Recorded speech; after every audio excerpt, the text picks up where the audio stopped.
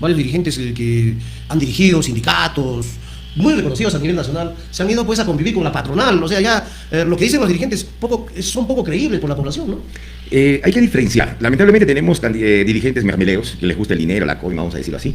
Y como también hay dignos dirigentes que también incluso han expuesto su libertad, como tenemos muchos dirigentes en el Valle de Tambo, tenemos aquí a Walter Adubiri, tenemos a muchos dirigentes que en la lucha social, en la defensa de los derechos del pueblo, pues han terminado siendo encarcelados, perseguidos políticos, porque para esta mafia que existe en el país, que les gusta gobernar en contra del pueblo, lo primero que dicen que cuando nosotros levantamos nuestro puño, nuestra voz de reclamo, lo primero que dicen, ese es un terrorista, ese es un vandálico. Y no es así. Nosotros reclamamos nuestros derechos por una justa justicia de nuestros pueblos, y pues yo como presidente de la República lo que sí me compromete inmediatamente es a indultar a todos los dirigentes sociales que están perseguidos políticos con procesos, y a los que están encarcelados, porque no es justo, no es digno de que tengamos esta realidad en el Perú. Y hablando de Pedro Castillo, por ejemplo, también, para mí es un hombre que ha expuesto su libertad, su presidencia en favor de los derechos del pueblo, porque bien claro, vimos ahí Pedro Castillo dando un golpe de Estado. ¿Pero por qué? Un golpe de Estado para irse contra esa mafia de esos corruptos que están en el Congreso de la República, esas lacras humanas que no permiten gobernar en favor del pueblo y que solamente están guiados por empresarios corruptos de que producen la corrupción desde el Congreso, sobornan jueces, sobornan fiscales, estos empresarios. Entonces, Pedro Castillo, en un acto lo considero patriótico, él da el golpe de Estado para poder convocar a nuevas elecciones congresales y poder gobernar en favor del país. Y hoy lo vemos preso, hoy lo vemos detenido, y pues yo aquí, si él estuviera por delincuente, por ratero, pues jamás diría que lo voy a indultar. Correcto. Pero Pedro Castillo, señor Manuel, ¿por qué quiere ser presidente usted del Perú? ¿Qué cosa le llama la atención? ¿Y qué va a hacer frente a este país? Como lo dije en un inicio, llevo en la sangre, en el alma, lo que mis padres me inculcaron, la vocación de servicio. Porque como dijo siempre un sabio, el que vive para servir, sirve para vivir. Entonces, yo en un momento dije, si voy a ser dueño de un banco, un multimillonario, no me alcanzaría aún así el dinero para ayudar a tanta gente, a tantos niños, viejitos. Tenemos tanta desgracia en nuestro país, animalitos en las calles. O sea, la única forma de poder ayudar a tantas personas justamente es siendo presidente de la República. Y para eso me he demorado y he cumplido 25 años íntegros haciendo este plan de gobierno, de tal forma que yo siempre dije, el día que abra la boca y diga que quiero ser presidente del Perú, pues vamos a ir a ganar en primera vuelta. Porque el plan de gobierno está exclusivamente ad hoc para todos los gremios. Y a continuación, si me vas a permitir, poder explicar, ¿no? No, vuelvo a preguntar, ¿qué va a hacer con este Perú destrozado? Con este Perú lleno de corruptos, lleno de delincuencia. ¿Qué va a hacer? ¿Qué cosa propone usted? Por ejemplo, en políticas públicas, cuando la salud, la educación está abandonado en nuestro país, como candidato o precandidato a la República, ¿qué es lo que propone? Mira, bien es cierto que tenemos como autoridades una prioridad de inversión, todo lo que es salud y educación, pero paralelamente tenemos que ver rápidamente como gobierno lo que es la parte económica, porque en este momento muchos ciudadanos se acercan a Palacio de Gobierno, presentan unos megaproyectos hermosos, pero finalmente el gobierno dice no hay dinero. Entonces nos vemos entrampados en una realización que queremos hacerla, pero entonces el dinero que propongo cómo crear justamente es siendo un emprendedor y ser un presidente gestor, porque para eso elegimos un presidente, para que trabaje por nuestro pueblo, no para que regale dinero, no para que regale bonos, ni como el gobierno anterior que crearon el Banco Agrícola y prestaron dinero, endeudando a los agricultores y malversando su dinero. Aquí yo lo que planteo es generar fuentes de trabajo con una gestión directa para poder exportar a Europa, como por ejemplo, si hablamos de que tenemos una maravilla en nuestro país. Pero bueno, se puede exportar, se puede hacer un sinfín de proyectos, pero ¿en qué se va a acentuar la base económica que usted propone como candidato a la presidencia? Eso estaba explicándote, en procesar nuestra materia prima, tanto puede ser en el reino animal, vegetal como mineral.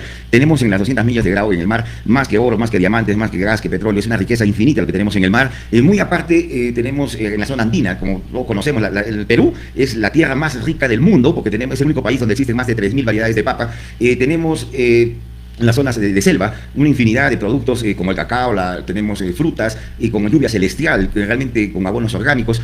Es una riqueza inmensa que necesitamos promover ejecutando proyectos inmediatamente para venderles a los hombres más ricos del mundo que te están pidiendo a gritos porque ellos quieren estos productos para vivir más de 100 años, lo cual yo no voy a fomentar lo que es la agricultura, por ejemplo, con insecticidas químicos, todo que sea orgánico para el consumo nacional también. Yo vengo diciendo, por ejemplo, que y tengo las formas como comprobar, o sea, las pruebas contundentes y fehacientes para que en mi gobierno mínimo, por cualquier producto agrícola, se va a pagar, como gobierno voy a pagar 20 soles por kilo y otros 20 soles quedarán para el gobierno. Esto, de un punto de vista, lo he debatido ampliamente en otras esferas, donde he podido comprobar que es totalmente viable, real.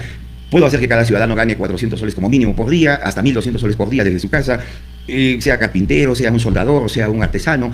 En el sector pesquero también hoy día les pagan un sol por cada kilo de pescado en el puerto y a veces hasta lo llevan a botar al mar y no les pagan nada porque dicen que hay mucha cantidad y sin embargo el pescador vive en una desgracia económica y nunca ha sido asistido por la ley ni por el gobierno. Y recordemos que nuestro sector pesquero es desde Tacna hasta Tumbes, toda la costa del Perú, son millones de familias que viven de forma directa e indirectamente y mi gobierno, yo estoy planteando pagar mínimo 20 soles por cada kilo de pescado y otros 20 soles quedarán también para el gobierno, que si multiplicamos por los millones de kilos agrícolas o pesqueros es una cantidad infinita de dinero la cual no alcanza la calculadora y tendríamos la dignidad de poder, y yo me comprometo que como presidente de la República, lo primero que voy a hacer es desaparecer la SUNAT como ente recaudador económico. Solamente quedará como un ente fiscalizador, porque para mí, haber creado un gobierno anterior la SUNAT en este país que se llama Perú, donde no esté educado para tributar, eso se llama crear terrorismo de Estado. ¿Por qué? Porque la SUNAT te amenaza y te dice de que si tú evades impuestos, ojo, no es por deuda, por evasión de impuestos hay cárcel. Entonces muchos de nuestros conciudadanos viven sobre el temor, el miedo, la zozobra. ¿Y qué dice la Constitución? ¿Qué dice el diccionario? Todo aquel que crea miedo, temor y zozobra es terrorista. Entonces el gobierno está creando terrorismo de Estado. Y no es justo de que al pueblo glorioso, mientras se esfuerza y se saca la mugre, voy trabajando día a día para ganar 4 centavos y el gobierno viene y le quita el 18%, no estoy de acuerdo. Por eso es la idea que el gobierno tiene que crear dinero para el gobierno, dinero para el pueblo. Y yo como presidente sí puedo viajar a muchos países, hacer convenios, poder viabilizar nuestros productos, transformando nuestra materia prima. En el sector de minería artesanal se habla mucho de la minería, que son asesinos, que son delincuentes, y se habla lo peor, las pestes más grandes y que destruyen el medio ambiente. En mi gobierno voy a crear el Banco Minero y voy a hacer de que la minería sea una minería responsable, sin afectar a las comunidades, sin afectar al medio ambiente, y podamos exportar nuestro mineral, pero no en lingotes, no en piedra, sino vamos a hacerlo directamente transformado en helicópteros de oro, con el cual ya he conversado con el presidente de la Cámara de Comercio de Dubái, que es el representante de todos estos multimillonarios árabes, que tienen tantísimo dinero, almacenes llenos de dólares, y quieren transformarlo directamente en estos helicópteros, porque el oro hasta el fin de la historia es muy rico. Y recordemos que también se ha descubierto que al costado del oro tenemos lo que es el rodio, que actualmente se cotizó 10 veces más, pero hoy en el mercado ya está costando 20 veces más que el oro. Y lo tenemos ahí, pero no tenemos la maquinaria, no tenemos cómo identificarlo. Y es que con ayuda del gobierno, con el Banco Minero, podremos identificar este mineral y podríamos solamente sacar oro, sino rodio y muchos otros minerales que se pueden sacar fácilmente y producir tantísimo dinero para estas más de 5 millones de familias que viven de la minería artesanal y darle una luz verde y una viabilidad. ¿Y qué hacemos con la contaminación ambiental? Por eso estoy diciendo que vamos a invertir en una maquinaria totalmente de última tecnología donde no se contamine, porque yo estoy en contra de la contaminación y con esta misma razón, y lo que me acabas de preguntar, José, voy a anular todos los contratos de concesión minero, de gas, de petróleo, porque tú te acuerdas, Pizango se levantó en pie de lucha y nunca nadie le hizo caso más allá y lo quisieron meter preso, pero la selva está totalmente destruida por estos sinvergüenzas y corruptos de los de YPF, que son los de petróleo. Señor Madueño, el Perú ya está concesionado, ya, los recursos naturales ya están vendidos, ya tienen dueños. ¿Usted qué va a hacer frente a eso? ¿Usted piensa también, mejorar, trabajar en función y fortalecer la economía del país en función de los recursos naturales?